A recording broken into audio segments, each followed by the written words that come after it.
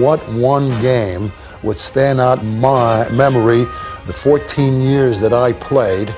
I say December 26, 1960, the Green Bay Packer game. That one game of all the 280 games that I played will stick out in my mind forever. Wish you could be here to see 67,000 people standing.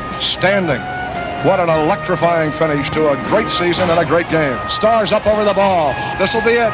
Stars back to throw. He takes time. He throws over the middle. It's caught at the 15. Running hard to the 7-yard line. And down on the 7. It's Jim Taylor. Down on the 7. The game's over. The game's over. The Eagles are the champions of the world. Listen. On this spot, almost 25 years ago to the day, Chuck Bednarik tackled Jim Taylor and held him down for the last 8 seconds as the Eagles won a world championship over the Green Bay Packers. I'm Bill Campbell, and I was the radio voice of the Eagles during that incredible 1960 championship season. Today, Franklin Field is covered with plastic grass, and the Eagles have long since left the University of Pennsylvania campus for a modern stadium of their own. But this is still holy ground, and the backdrop of the Penn Administration Building will always mean 1960 and a team that they said had nothing but a title.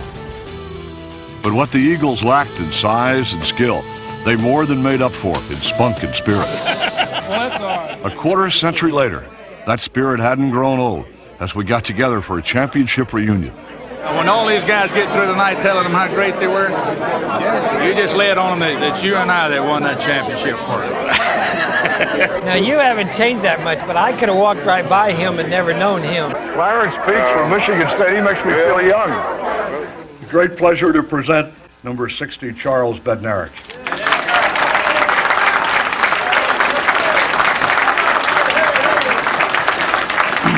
And I'm sure some of you, when you say, I was on a world championship team, they say you're full of You get that ring and you push it right in their nose and you say, I was on a world championship football team. I remember that year that I think we won 8 or 9 in a row.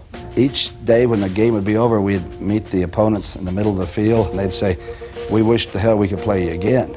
And we'd say, well, we'd like to, but we're too busy. We were on our way to the championship. It was just a strange, unique group of guys that suddenly decided that the most important thing in the world to them was to win a championship. This 1960 team developed that intangible, whatever it is. Some people called it spirit, some people called it camaraderie, and that's why we won. Clarence speaks. I love you. We were like family, all of us. I mean, we hung together. We had some great personalities. Bob Pellegrini, Billy Ray Barnes, Sonny Jurgensen, Don Burroughs, Chuck Weber. We were like this together. To 1960, fellas. To the champions. Philadelphia didn't begin 1960 like a champion. In the season opener, we faced Cleveland, the Eastern Division favorite, and got crushed 41-24. But this Eagle team surprised everybody by refusing to be intimidated.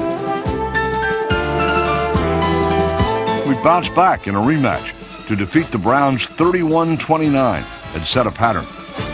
6 times the Eagles trailed in the fourth quarter, then fought back to win. Because every week they were writing us off. Every week, I mean, well, okay, now they start getting killed. They were lucky again, and the guys decided, we're going to do it. Of course, that's what happened. The Eagles believed that they were the best. They didn't seem like that at the beginning of the season. But at some point, I don't know what game it was of the season, when they went out there, you could sense that they felt, hell, we'd take them all. Fumble, put in the air by Jimmy Carr. He may go all the way. He is gone. We demoralized New York fans by sweeping the Giants in back-to-back games with a defense that ranked 10th out of 12 teams. But first, in big plays like this legendary hit on Frank Gifford by Chuck Bednarik. Fumbles the ball, and the Eagles have it, I believe, if they allow the flag. Gifford is badly shaken up. Boy, was he ever hit. Like Bednarik that up-popped the ball, and Weber recovers, and Gifford is really shaken up. When I tell them Chuck Bednarik, they say, oh, you're the guy that got Frank Gifford. And Howard Cosell for many, many, many years on the Monday night would say, Frank just like when Chuck Bednarik blindsided you in Yankee Stadium. And I'd sit at home and say, blindside my Fanny. It was a good head-on shot. Had he given me a cheap shot, I probably wouldn't be sitting here. He's just a good, solid football player and a great football player. Another great player didn't make it to the reunion. Norm Van Brocklin died in 1984. There were 39 of us, and we really had no what you'd call really a big star except Norm Van Brocklin. Without old number 11, I don't know what Tommy McDonald could ever have been. The Dutchman came to Philadelphia at the end of his Hall of Fame career, and in 3 seasons took us from last place to a world championship. The guys would have run through a brick wall for him. The Dutch was more than a motivator. He'd practiced what he preached. Van Brocklin, we'll have to remember, had come from Los Angeles where you had Elroy Hirsch and Tom Fears as receivers.